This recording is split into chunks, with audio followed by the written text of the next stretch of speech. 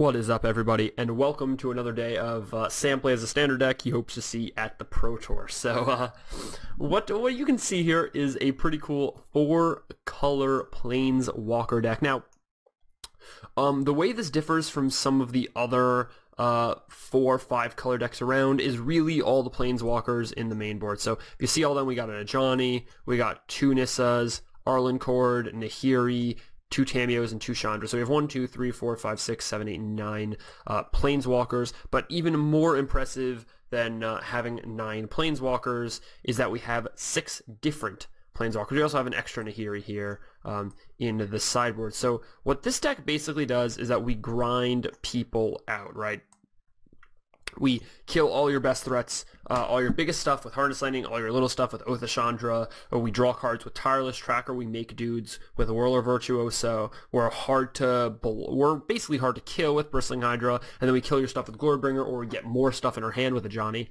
And that's kind of the ideal, right? This deck is very, very good against the green mid-range decks, just incredibly powerful against the green mid-range decks, and we have some game against control too. Unfortunately, we do have 6 dead cards in the main board, so that makes the control matchup a little difficult, right? If we had let's say 2 Harness Lightnings in the main board and 4 more creatures or 4 more cards that are good against control, I think would be very, very, very good. But a lot of their removal is good against us main deck, and you know, all their counters are probably fine. So it's a little difficult for us in game 1, but if we can win game 1, we have a good chance, right? We side out our counters, or we side out our removal for basically, we side out our 6 removal spells for our 5 counter spells, 2 dispels, 3 negates, and 1 Nahiri. That's basically how the swap works against control.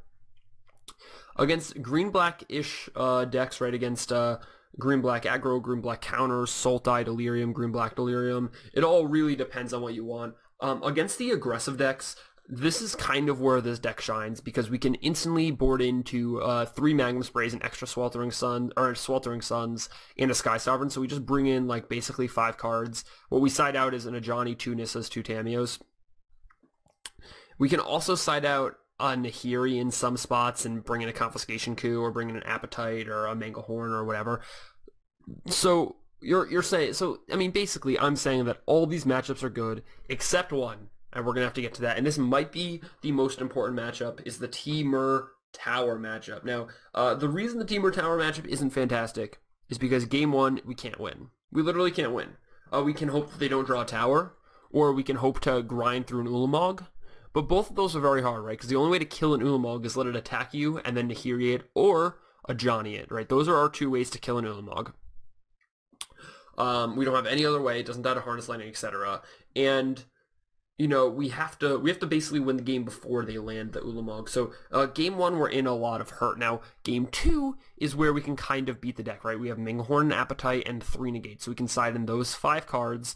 And if we have a negate in our opening hand, if we can get a little lucky, if they don't have a backup counterspell or a backup Marvel, sometimes we can race them. But I would say that we're huge dogs in that matchup. Now I've only played that matchup about once, yeah, once-ish.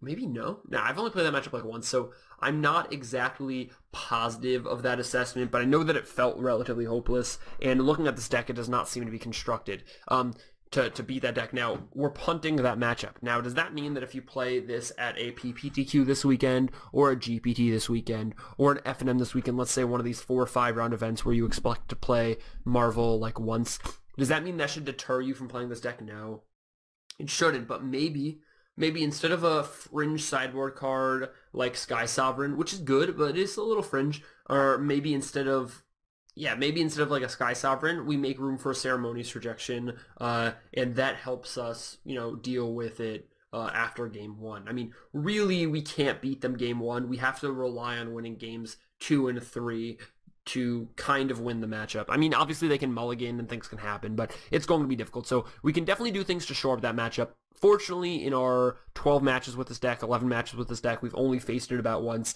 I think it's probably about, or judging by the looks of MTG Goldfish, sorry, it seems to be about 11 to 15% of the metagame right now. So online, you're only going to face it about once in that amount of time, and I don't really think that extra sideboard slots for it are necessary. We're just going to try to win games 2 and 3 with the way the deck is currently constructed. So this is probably it. I really, really enjoy this deck. It's great against green-black. It's great against Mardu. If you're looking for something super fun to bring to an FNM or a PPTQ or GPD this weekend, choose this deck. Because of the weak Marvel matchup, I'm not sure how it's going to do at the PT, but it could do pretty well. And if it does, a lot of these Planeswalkers are going to go up in price. And, I just hope they see some play, especially the ones like Tameo and Arlencord that haven't traditionally. So thank you, everybody, so much for watching. I'm going to see you for rounds 1 and 2 coming up next.